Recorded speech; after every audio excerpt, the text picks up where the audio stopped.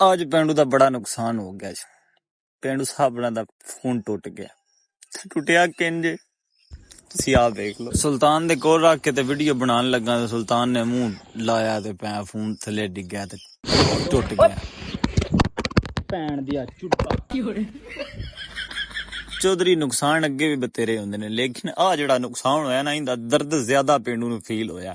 ਉਹੀ ਤੇ ਨੁਕਸਾਨ ਦਾ ਹਿਸਾਬ ਲਾ ਕੇ ਆਈਏ ਤਾਂ ਸਾਈਂ ਮੈਂ ਜਿਉਂ ਜੰਮਿਆ ਨੁਕਸਾਨ ਹੀ ਹੁੰਦੇ ਆਏ ਨੇ, ਅਜੇ ਤੱਕ ਫਾਇਦਾ ਕਿਦੋਂ ਹੈ। ਇਹਦਾ ਜ਼ਿਆਦਾ ਦਰਦ ਇਸ ਤੋਂ ਫੀਲ ਹੋਇਆ ਕਿ ਪਿੰਡੂ ਸਾਹਿਬ ਜੀ ਫੋਨ ਨਵਾਂ ਲੈਣ ਦੇ ਬਾਰੇ ਸੋਚ ਰਿਹਾ ਸੀ ਕਿ ਕਿਉਂ ਨਹੀਂ ਯਾਰ 13 Pro Max ਲਿਆ ਜਾਏ ਜਾਂ 15 Pro Max ਲਿਆ ਜਾਏ। ਉਹ ਜੇ 8-10 ਦਿਨਾਂ ਦੀਆਂ ਤਿਆਰੀਆਂ ਚੱਲ ਰਹੀਆਂ ਸਨ ਤੇ ਜਦੋਂ ਪੈਸੇ ਆਉਣੇ ਸੀ ਤੇ ਉਹਨਾਂ ਆਖਿਆ ਜੀ ਪੈਸੇ 1 ਮਹੀਨਾ ਲੇਟ ਲੱਭਣ ਦੇ। ਮੁੜ ਮੈਂ ਆਖਿਆ ਕੋਈ ਨਹੀਂ, ਅੱਲਾ ਖੈਰ ਕਰੇ ਤਾਂ ਅਗਲੇ ਮਹੀਨੇ ਲੈ ਲਾਂਦੇ, ਇਸ ਮਹੀਨੇ ਇਹਦੇ ਨਾਲ ਹੀ ਕੰਮ ਚਲਾਨੇ ਆ। ਅੱਗੋਂ ਸਾਈਂ ਮੈਂ ਦਾ ਆ ਨਵਾਂ ਕੱਟਾ ਖੁੱਲ ਗਿਆ। ਇਹ ਫੋਨ ਟੁੱਟਾ ਕਿੰਨੀ ਵਜ੍ਹਾ ਤੋਂ? ਚੌਧਰੀ ਦੀ ਵਜ੍ਹਾ ਤੋਂ, ਕਿਉਂਕਿ ਚੋਰੀ ਮੇਰੇ ਨਾਲ 2-3 ਡੰਗਾਂ ਦਾ ਰਿੰਜ ਹੋਇਆ ਤੇ ਉਹਨੂੰ ਮੈਂ ਰਾਜ਼ੀ ਕਰਨ ਚੱਲਾ ਸੀ ਤੇ ਉਹਦੇ ਵਾਸਤੇ ਵੀਡੀਓ ਬਣਾਉਣ ਲੱਗਾ ਸੀ ਤੇ ਅੱਗੋਂ ਸਾਈਂ ਮੈਂ ਦਾ ਸੁਲਤਾਨ ਸਾਹਿਬ ਦਾ ਮੂੰਹ ਮਾਰਿਆ ਤੇ ਟੁੱਟ ਗਿਆ। ਚਲੋ ਫੋਨ ਤੇ ਜਿਹੜਾ ਟੁੱਟਣਾ ਸੀ ਟੁੱਟ ਗਿਆ, ਉਹ ਚੋਰੀ ਨੂੰ ਰਾਜ਼ੀ ਕਰੀਏ। ਚੋਰੀ ਕੋਲ ਪੜੇ ਆ ਤੇ ਸਾਈਂ ਜੀ ਆਪਣੇ ਡੇਰੇ ਦੇ ਵਿੱਚ ਚੱਸ ਨਾਲ ਬੈਠੇ ਨੇ, ਮੇਲਾ ਪਖਾਇਆ ਹੈ, ਚੱਸ ਲੈ ਰਹੇ ਨੇ ਪੱਖੇ ਦੀ। ਚੋਰੀ ਦਾ ਤਰਲਾ ਮਿੰਤ ਕੀਤਾ ਵੀ ਉਡਾ ਗੱਲ ਤੇ ਸੁਣ ਪੂਰੀ।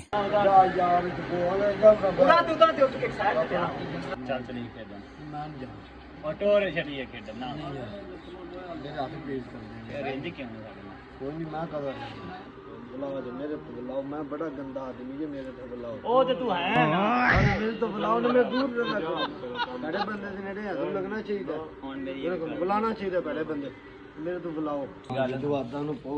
راضی نہیں ہونا، راضی ہاں میں بوتل پیا راضی یا پکا پکا تلک مکا مک گیا میرے کال جی بوتل پر چاہیے چھڑ میں گرمی بڑی یار اوتھے ہو جا بولے او بولے ہویا توڑی دی تیرے لاؤن لگا سپیشل تیرے واسطے تے ویڈیو بنا لگا تار کے او سلطان نے ماریا منہ ٹوٹ گیا یا اندر روپیے میں کیا دریا ویڈیو بنا میری میں جیسے ڈر تے بیٹھا ہوں نا، میں تے نہیں اوتھے گیا، میں کیا نہیں بنا آپ تو بنائی ہے، ڈگا تیرے ہتھوں ہے، میرا ہی دل کی مطالبہ ہے یا راضی ہو جا یار میں راضی ہوں۔ میرا کیڑا بوتل پیا کر کالی میں کالی بوتل راضی تو ہیں تو دس راضی ہونا ہے تے پھر بھی بوتل پیانی، اگر راضی نہیں ہونا فون تے بھی روپیے دینے نہیں تے جڑے پرسوں بوتل دا گلاس پیتی ہوندے بھی 50 روپیہ دے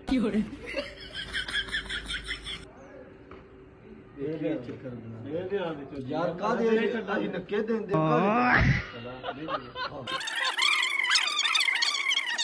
ਬੜੀ ਬਹਿਸ ਕਰਨ ਤੋਂ ਬਾਅਦ ਚੌਧਰੀ ਆਖਰਕਾਰ ਰਾਜ਼ੀ ਹੋ ਗਿਆ। ਫਿਰ ਚੋਰੀ ਨਾਲ ਲਿਆ ਤੇ ਚੋਰੀ ਕੋਲ ਇੱਕ ਬੋਤਲ ਪੀਤੀ। ਜੇ ਤੁਹਾਡਾ ਵੀ ਗੋਬੇਲੀ ਰੇਂਜ ਹੋਵੇ ਕਰੇ ਤੇ ਐਵੇਂ ਰਾਜ਼ੀ ਕੀਤਾ ਕਰੋ, ਅੱਗੋਂ ਰੇਂਜ ਹੀ ਨਾ ਹੋਣ ਕਰਨ ਦੇ।